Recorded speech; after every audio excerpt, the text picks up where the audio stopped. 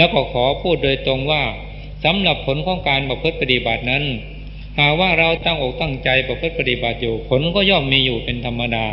เหมือนกันกับเราปลูกต้นไม้ถ้าเราตั้งอกตั้งใจปลูกตั้งอกตั้งใจพรวนดินใส่ปุ๋ยรดน้ำกำจัดศัตรูพืชมันก็สามารถผลิดอกออกผลมาให้เราช่วยชมได้ข้อนี้ชั้นใดการประพฤติปฏิบัติธรรมก็ดีหากว่าเรามีศรัทธาจริงมีความเป็นจริงตั้งอกตั้งใจประพฤติปฏิบัติจริงผลก็ย่อมตามมาเป็นธรรมดาเพราะว่าธรรมดามันเป็นมาอย่างนี้เหตุนั้นก็ขออย่าไปเข้าใจตามคนทั้งหลายเขาแต่งตำรับตำราปรำปรามาแล้วก็ไปเชื่อเขาอย่างที่เขาพูดกันมาในสำนักโน้นว่าอย่างนั้นสำนักนั้นว่าอย่างนี้สำนักนั้น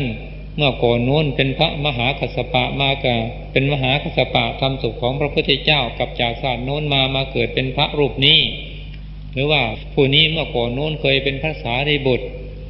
กลับจากศาสตร์พระสารีบุตรมาเกิดเป็นผู้นี้อะไรทำนองนี้เราฟังแล้วก็หมดไม่จำเป็นต้องอ่านหนังสือเล่มนั้นอีกต่อไปเพราะว่านอกจากจะรู้ลีลาการเขียนหนังสือหรือการแต่งหนังสือของเขาเท่านั้นเพราะว่าเมื่อสำเร็จเป็นพระอรหันต์แล้วจะกลับชาติมาเกิดอีกเป็นไปไม่ได้ขัดต่อหลักความจริงที่พระองค์ทรงตรัสไว้เหตุนั้นเราจะเชื่ออะไรต้องใช้ศรัทธาญาณสัมปยุตคือต้องใช้ศรัทธาที่ประกอบด้วยปัญญาอย่าได้เป็นศรัทธาที่โมกเชื่ออย่างงมงายต่อไปการเจริญภาวนาที่นี่การเจริญภาวนาที่ทำกันอยู่ในทุกวันนี้ทั้งในประเทศทั้งที่ต่างประเทศไม่เหมือนกัน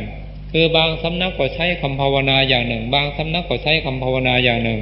ทั้งนี้ขึ้นอยู่ที่กุศโลบายของครูบาอาจารย์ท่านผู้สอนคือบางสำนักจะภาวนาว่าพุทโธพุทโธสองบางสำนักภาวนาว่าสัมมาอรหังสัมมาอรหังสามบางสำนักภาวนาว่าสัมพุทโธสัมพุทโธสี่บางสำนักภาวนาว่าอิติปิโสภควาอิติปิโสภควาห้าบางสำนักหายใจเข้าภาวนาว่าพุทหายใจออกภาวนาว่าโธหกบางสำนักหายใจเข้าภาวนาว่าพุทโธหายใจออกภาวนาว่าพุทโธเจ็ดบางสำนักหายใจเข้าภาวนาว่านะมะพะทะนะมะพะทะแปดบางสำนักภาวนาว่ารู้หนอรู้หนอเก้าบางสำนักภาวนาว่านั่งหนอถูกหนอสิบบางสำนักภาวนาว่าถูกหนอถูกหนอ11บางสำนักภาวนาว่ากระทบหนอกระทบหนอ12บางสำนักภาวนาว่าพองหนอยุบหนอ13บางสำนักภาวนาว่านั่งเป็นรูปรู้เป็นนาม14บางสำนักภาวนาว่าไหวนิ่งไหวนิ่ง15บางสำนักยกมือไปยกมือมาภาวนาว่าเกิดดับเกิดดับ16บางสำนักหายใจเข้าหายใจออกกำหนดรู้เฉยๆไม่ต้องภาวนาว่ากระไร17บางสำนักภาวนาว่านะมะพะทะนะมะพะทะที่นี่การเดินจงกรมก็ไม่เหมือนกันบางสำนักเวลาเดินจงกรมภาวนาว่าขวาย่างหนอซ้ายย่างหนอสองบางสำนักเวลาเดินจงกรมเวลาขวาย่างภาวนาว่าพุทโธซ้ายย่างภาวนาว่าพุทโธสามบางสำนักภาวนาว่าก้าวหนอก้าวหนอสี่บางสำนักภาวนาว่าก้าวเป็นรูปรู้เป็นนามห้าบางสำนักภาวนาว่าย่างหนอย่างหนอหกบางสำนักภาวนาว่ายกย่างเหยียบเจ็ดบางสำนักภาวนาว่ารู้หนอรู้หนอแปดบางสำนักภาวนาว่าเกิดดับเกิดดับเก้าบางสำนักภาวนาว่าไหวนิ่งไหวนิ่ง10บางสำนักกำหนดรู้เฉยๆไม่ต้องภาวนาว่ากระไรเวลาเดินโยกม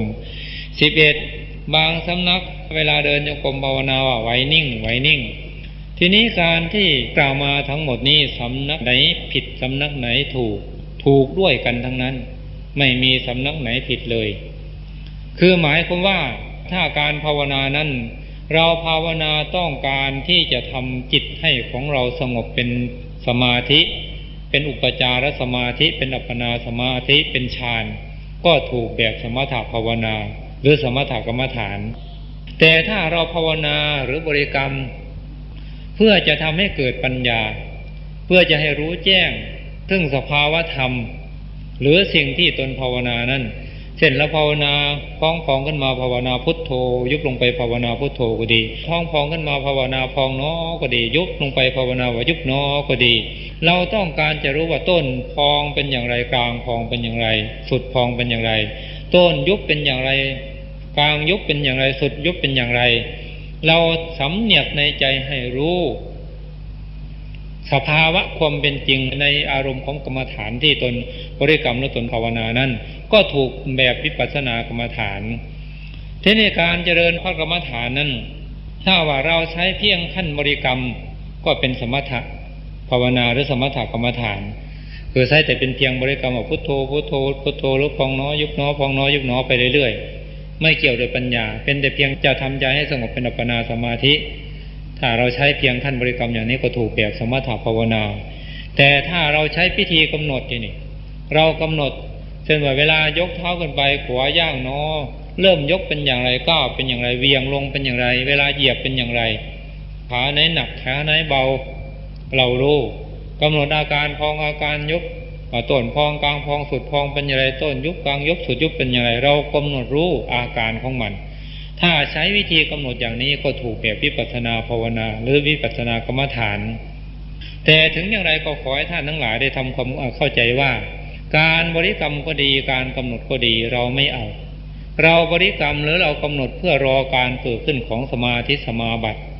รอการเกิดขึ้นของมรรคผลนิพพานต่างหากอุปมาเหมือนกันกับเราต้องการจะดื่มเครื่องดื่มสักขวดหนึ่งอย่างนี้เราก็ไปซื้อมาทั้งขวดเช่นว่าไปซื้อโค้กบ้างเป๊ปซี่บ้างสไปร์บ้างเหล่านี้เป็นต้นเราซื้อมาทั้งขวด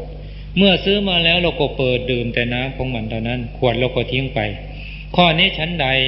เราจะใช้บริกรรมหรือใช้กำหนดบทไหนอย่างไรก็ตาม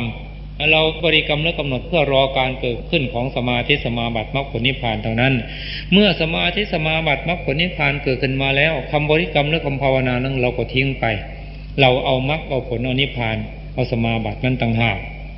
และท่านทั้งหลายก็ขอให้ทำความเข้าใจอีกอย่างหนึ่งว่า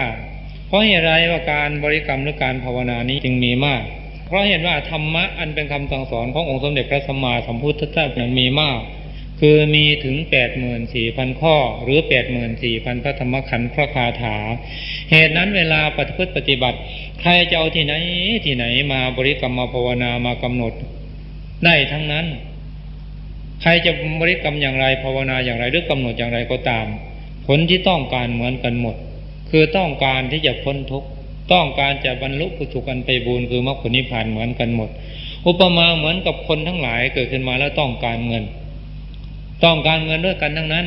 ผู้ทำนาก็ต้องการเงินผู้ทำสวนก็ต้องการเงินผู้ทำไร่ก็ต้องการเงินพวกเย็บปักถักร้อยก็ต้องการเงินพวกเสริมสวยก็ต้องการเงินพวกเลี้ยงสัตว์ก็ต้องการเงินสร้างโรงงานอุตสาหกรรมก็ต้องการเงินผู้เดินรถก็ต้องการเงิน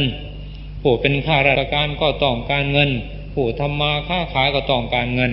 หนักเข้าผู้ที่ไปลักขโมยไปปล้นไปจี้จับไปเรียกค่าไถ่ต้องการเงินด้วยกันทั้งนั้นแต่วิธีหาเงินของคนไม่เหมือนกันข้อนี้ฉันใดทุกคนเกิดขึ้นมาแล้วต้องการที่จะพ้นทุกข์ต้องการจะบรรลุสุขอันไพบูลย์คือมรรคผลนิพพานแต่เพราะว่าธรรมะมีมากการประพฤติปฏิบัติจึงไม่เหมือนกันเหตุนั้นก็ขอให้ท่านครูบาอาจารย์ทั้งหลายได้เข้าใจหลักการและวิธีการประพฤติปฏิบัติและการประพฤติปฏิบัติในพรรษานี้ก็อยากให้เป็นไปในแนวเดียวกันเพราะจะสะดวกในการสอบในการสอนว่ารูปโน้นก็ปฏิบัติอย่างโน้นรูปนี้ก็ปฏิบัติอย่างนี้ถ้าจะว่าปฏิบัติอย่างนี้ก็จึงว่าสภาวะธรรมที่ปฏิบัติมามันจะเสื่อมถ้าคิดอย่างนี้เดี๋ยวเข้าใจผิดหลายๆองค์ที่มาประพฤติปฏิบัติทั้งที่มาอยู่กับท่านว่าตั้งใจจะมาศึกษาแต่มาแล้วทิฏฐิมานะนั้นไม่ยอมลดเคยทำอย่างไรก็ทำอย่างนั้นไปเคยพูดอย่างไรก็พูดอย่างนั้นไม่ยอมเปลี่ยนนิสัยไม่ยอมทำตามคุณขอให้ภาวนาอย่างนี้เสียก่อนเถอะออกจากสำนักแล้วจึงค่อยภาวนาอย่างอื่นอธิบายให้ฟังเหมือนอธิบายมาแล้วแต่ก็ไม่ยอมเช่นพวกเคยเพ่งลูกแก้วอย่างนี้มาก็อยากเพ่งอยู่นั้นแหละเมื่ออยากเพ่งเป็นลูกแก้วอย่างนั้นอยู่ตลอดเวลาการประพฤติปฏิบัติมันก็ไม่เดินหน้าถ้าจะทำอย่างไรก็ตามท่านทั้งหลายจะภาวนาหมดแต่อย่างไรก็ตามมันดำเนินไปตามปฏิปทาสู่ความพ้นทุกข์เหมือนกันหมดทั้งนั้นนั่นแหละแต่ว่าข้อสำคัญขั้งแรกนี้เราต้องทำให้ถึงเสียก่อนถ้าเราทำให้ถึงขั้งแรกแล้วต่อไปเราจะภาวนาอย่างไรได้ทั้งนั้นภาวนาทำอย่างนี้เราเคยเข้าฌานได้เคยเข้าปฐมฌานทุติยฌานตติยฌานจตุตฌานได้ เคยเข้ารูปฌานที่1ที่2ที่3ที่4ได้เพราะว่าเราเคยประพฤติปฏิบัติมาแล้วทีนี้เมื่อเรามาได้อย่างนี้แล้วต่อไปเราจะเข้าสมาธินี่เราไม่ภาวนาเลยเรานั่งดูวัตถุใดอย่างหนึ่งก็ได้โดยที่สำรวมจิตนั่งเพ่งวัตถุนั้นๆจะเป็นนาฬิกาก็ได้เป็นพระพุทธรูปก็ได้ก็สามารถเข้าสมาธิได้เหมือนกันเคยเข้า24ชั่วโมงก็เข้า24ชั่วโมงได้เหมือนกันเคยเข้า12ชั่วโมงก็สามารถเข้า2ชั่วโมงได้เหมือนกันหรือไม่อย่างนั้นเราใช้คำภาวนาว่าขี้เกียจเนาะขี้เกียจเนาะขี้เกียจเนาะขี้เกียจเนาะแต่ที่จริงเราไม่ขี้เกียจแต่เราใช้คำภาวนาว่าขี้เกียจเนาะขี้เกียจเนาะก็สามารถเข้าสมาธิได้6ชั่วโมง12ชั่วโมง24ชั่วโมงเหมือนกัน